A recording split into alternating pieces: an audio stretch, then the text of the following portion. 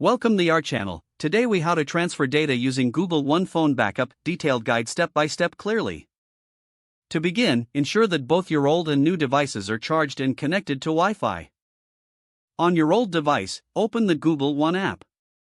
If you don't have the app, download it from the Google Play Store.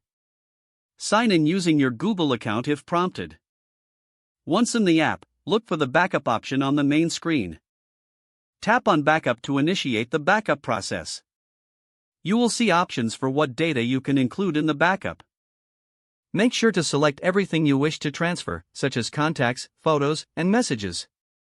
After making your selections, tap Backup Now to start the backup. Wait for the backup process to complete. This may take some time, depending on the amount of data being backed up. Once the backup is finished, turn off your old device. Next, turn on your new device and follow the initial setup instructions. When prompted, connect your new device to Wi-Fi. On the device setup screen, you will see the option to restore data from your previous device. Select Restore from another device using the Google One Backup. Sign in with the same Google account you used on your old device. Choose the most recent backup from the list. Tap Restore to transfer your selected data to the new device.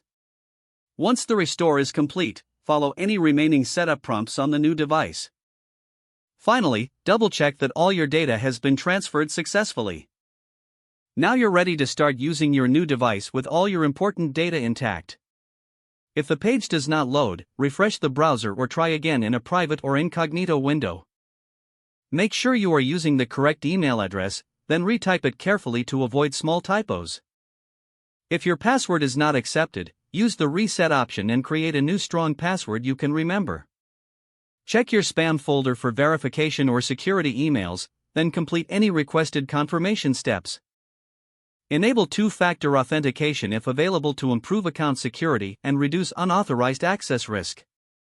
After signing in, review your profile details so your contact information and settings are accurate and current.